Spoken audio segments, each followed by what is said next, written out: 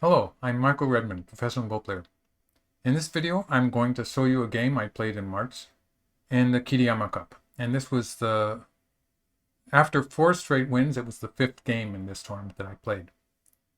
The time control is 1 hour apiece and 30 seconds overtime for each move.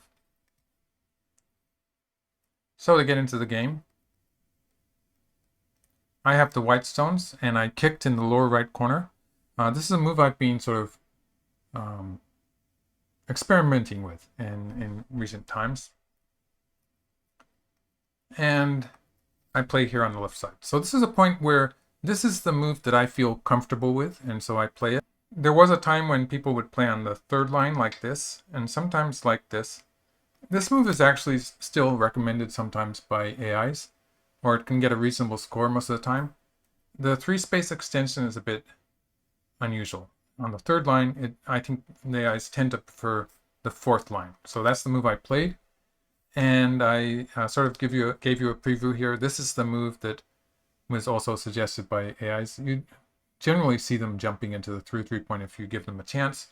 This is the kind of move that, while an AI might sometimes suggest it, it's a bit difficult for me to play. I prefer to wait just a little bit longer before I jump into through 3-point. So this could be like, this is one of the variations I saw with AlphaGo.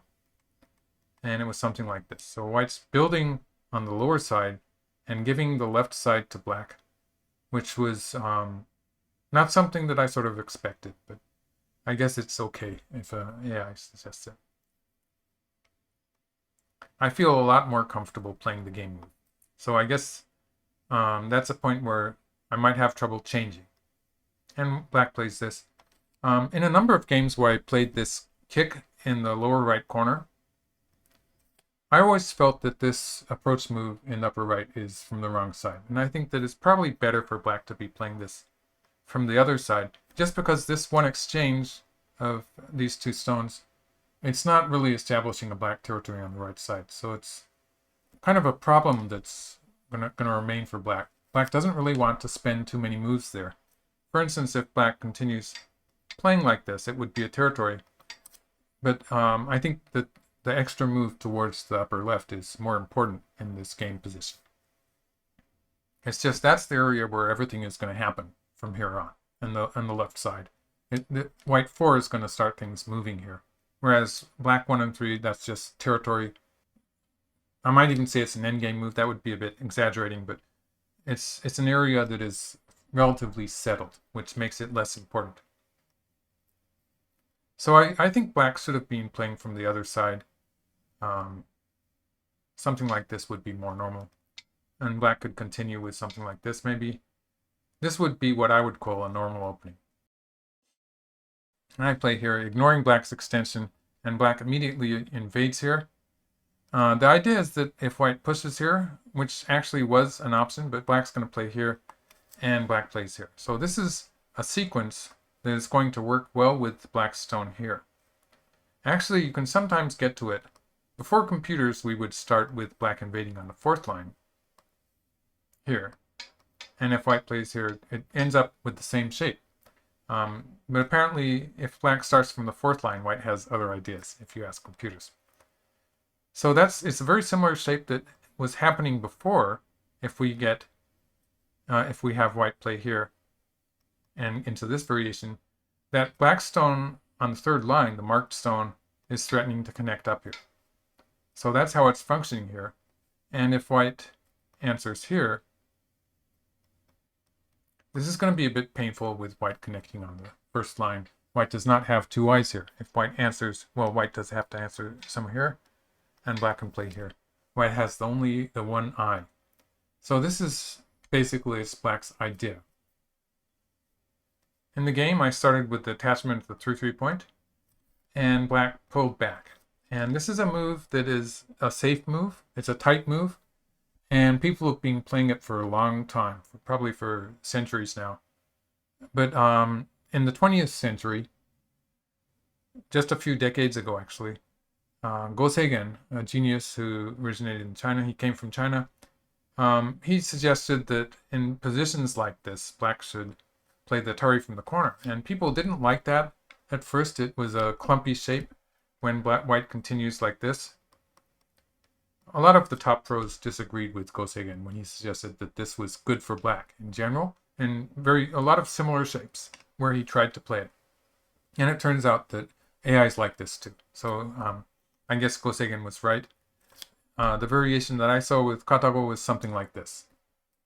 And black is completely alive in the corner. Although it is a clumpy shape, it looks like black has a lot of empty triangles there. This is actually not a bad shape because black got there by capturing a white stone. We have to remember that there's a white stone hidden inside there at black 5. There was originally a white stone there.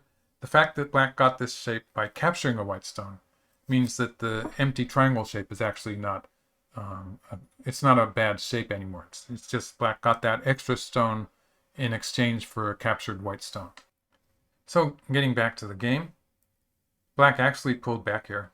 It made it slightly easy for me, but let's see if I made a variation for that move. This is where I probably should have played a bit more actively and pushed here. Something like this. This would have been more exciting. It would have given me more potential on the upper side and towards the center. And although I have a kind of a flimsy shape on the left, at any point I can play the double hane here in the corner and make a ko out of it. So it would be much more flexible and it wouldn't be getting bogged down in a local fight. I would have more potential towards the upper side and towards the center, towards the big open areas, which is really important. And it's something that AIs tend to, I think they seem to add that into their calculations. Obviously, the big problem with AIs is they can't talk to you. So they can't tell you why, but they do emphasize these open areas, which is, it works well with humans too. And so it's something that I think I understand to a certain degree. In the game I just played here, so this is a bit slow. It's not 100% alive. There's some cases in which black can push it around. And we'll see how that becomes a liability. It was a slow move. And I'm trying to set up an attack against black's group on the upper side. Locally, black can live at any point by playing a move here. So it's not as if I'm trying to kill it. I'm just trying to push it around a bit as I'm surrounding the upper side. So this is a reasonable idea for me. And here I played the kick, sort of hoping for this kind of variation. So it would be something like this. Maybe I'd play here, or maybe I'd play this. This is actually the computer recommended shape, and then I could jump in here. So that was my idea. The idea that this is working for white was correct. In fact, we're going to see a very similar variation here suggested by the AI, but a different order of moves. So I should have pushed here first. I didn't realize that this was the key point here, and then I should kick. And if black extends, then I can invade. If black plays some other move, it's going to be a bit painful. So like if black plays something like that, I could play here. And I have a good position there on the upper side, a good territory. So I should have done that. And it looks like black is sort of closed off the center here. But because black is not completely alive on the upper side, this is more than an asset to black. It's kind of a liability. Later in the game, I can look to play moves like this, or moves like this, threatening black in the center of the board. So it can be a liability for black. The fact that black is getting close to the left side, it's not going to create thickness. It actually could create a weakness for black. Coming back to the game, when I kicked, so it was a good choice for black to protect the center and just move quickly to the lower left area. That's a big moyo. Black has a big area. And I started with this. So this was a point where black could have just played from outside instead of this. Black seems to have potential to win this game at this point, although it was not clear to me. So if black had played on the outside here, this would be the joseki move. The old-fashioned joseki would be like this, and white would live in the corner, and black would have sente. The computer had me playing a double hane here. And black captures the one stone. white gets to play at 8, which was not possible in the other variation. And so I have a larger corner. Actually, this is not completely alive when black can play a hane on the first line. So this is the suggested variation. And at some point, black can play here to make a ko out of it. But I probably don't need to be so scared of that ko, because when white wins the ko, it's going to be having a bad effect on black's territory too. So, for instance, in a position like this, black's side territory would be fairly seriously reduced. So it's a kind of variation that I would be a bit uneasy because of the ko waiting there to happen in the corner, but it was getting a better score. That it was giving me a reasonably good score. But that's how black should have played, covering from the outside. In the game, it was like this. The hane here was played to create some extra forcing moves. So basically, by having that and the potential cut here on the fourth line being forcing, I'm just putting these two stones in damage mark. So I have some ideas that sometimes I can force from above against those two stones. And actually that's going to come up in the variations. So in this variation, the game is still sort of in the balance here, and I played this move taking a lead in territory. And so at this point, my mistake was that I was not realizing the value of black capping at some point at this point. So the timing it's sort of difficult, but capping here is a huge move that black failed to play it actually.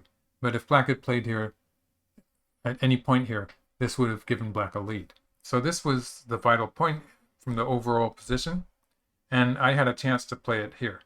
So this is what I was talking about when I was saying that this move was creating extra forcing moves. White 1 is a forcing move that black has to answer. And I can play this move. So if I had played here, this would reduce black's potential on the lower side, and it would pretty much settle my group in the center, and reduce some potential that we're going to see black having some potential in the center of the board too. So it reduced all of that, and it would settle my group on the left to a certain degree, and this would have given me a decent game. It would have given me a good game. I lost that opportunity. I took the cast first, the territory. So that was kind of a forced sequence. Black is pretty close to being alive on the upper side now. And black played these forcing moves, and I answered them. And then black finally got to play this move. So it turns out I could have left it at some point. So for instance, if I leave it, black's going to be able to cut me off. But if I had done it in this fashion, again, something like this, it's not a big issue. So I'm already cut off because black can play here, and I would play something like this to live on the side, and it's alive. But you can see that the center group is cut off. In this variation, although those 3 white stones in the center are sort of cut off, I can afford to sacrifice them on a small scale. So something like this maybe, it would be okay, because then I would be erasing the lower side, and this move in the center of the board was sufficiently important that I could afford to sacrifice those 3 stones. So that's what I should have done. In the game, I answered all of these. And again, black is threatening to cut 4 stones off. It's a bit more serious than before, so I answered this time. And black played here. So this is where black still should have played the capping move. And this is really neat because white's going to live, and black now plays this forcing move. So black is asking how white answers in the lower side. And if black gets to play this move, then the lower side territory here spreading into the center, this is going to be really big. White's probably going to answer locally like this. The moment white answers here, playing here ceases to be a big move. So actually black is going to play here in the center. So asking how white responds with 3 and 5 first, and then playing at 9 in the center. I really like this order of moves. It's really beautiful the way 3 and 5, just the timing of it is perfect. And black's going to get a big territory here. So this would be a win for black. In the game, this was a bit too forceful. It actually was a bit, it made it relatively easy for me. And black's position there in the center is not finished. But if black adds a stone to it, then I'm going to come out from this side. And so it's just not going to be enough. Black really needs to play both 1 and 2. Black needs to play both points. So in the game, black played this side. And this is already good for me because this move is threatening black on the upper side. Black has to answer here. With this, the black group is alive. So how is it alive? First of all, if I play here, black can push through here and still has the eye here. So this eye is established. You can see that black is cut off in the center, so black needs 2 eyes. And then black can play here to get the second eye. So that's alive. Otherwise, if white plays here, black can just make an eye here. So black has 2 eyes. So 1 eye here and 1 eye here. So that's alive. But since I've cut black off in the center, the fight between these black stones and these white stones, black has to be careful here. So black answered this way. And you can see I'm sort of getting inroads on the center. It's actually a very close game at this time. But I seem to have a slight lead. I slightly overestimated my lead, but I actually am winning at this point.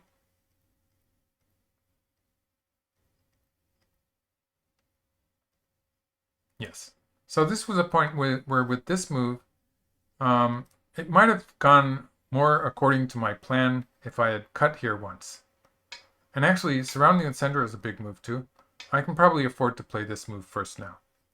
So white 1 is just establishing a forcing move from the center. So that was all I was thinking about. I could have played that first. It would have been relatively simple. This also works, only when black played here, I think I just got a bit confused. And I played the cut now. And the timing was bad because this gave black an opportunity to play here. And black took the final big point anyway. And I was really upset with myself because I thought clearly I had made a huge mistake. And it was really difficult to calculate it. So after the game, I researched it. In this variation, I ended up losing by half a point. So one might think that I must have been far ahead. Going into this variation, which was the correct move, if I had played here, the left side connecting on the second line there is still the biggest move on the board. So black is going to answer there. And I get to capture the 1 black stone in the center. So black's not really gaining very much here, that exchange. And so while I thought this must be much better than the actual game, it turns out that the endgame sequence that I created after this, it seemed actually this is going to be fairly straightforward with black playing the biggest move here. And white's just going to finish the endgame with something like this. After this, it's going to be fairly straightforward, and it seems to be a half-point win for white. So although I thought I'd made a huge mistake, it turns out it was just a 1-point difference, but it was decisive. So getting back to the game, I'll just finish the game for you. I don't think I made any losing mistakes, although the ko on the left side, we're going to have a ko on the left side that was sort of hard to judge. But I didn't see any ways to play that ko and win the game. So it was like this. And we ended up not actually playing the ko. And it was a half-point difference. One of those cases where I was wishing I had the 7.5-point komi, but in Japan it's just 6.5. So that finishes the game. It was my 5th game in this particular tournament, so I had a little winning streak there, but it knocked me out. And this was the final of the preliminary tournament, elimination tournament. Onishi is actually, he's 1 game away from getting into the final 16-player tournament. So I think he needs to beat Yamashita Keigo, who's a big name. And if he wins that game, he's going to be in the final 16-player event. So that finishes my tournament, the Kiriyama Cup for me this year. I think I played a number of good games. They were interesting, and I thought they were all good for commentaries. So I actually made videos about all 5 games. And so I'll put links for them in the description of this video. Thank you for watching the game, and I hope you enjoyed and liked the video if you liked it. Sign up to my channel for more videos like this. Thank you.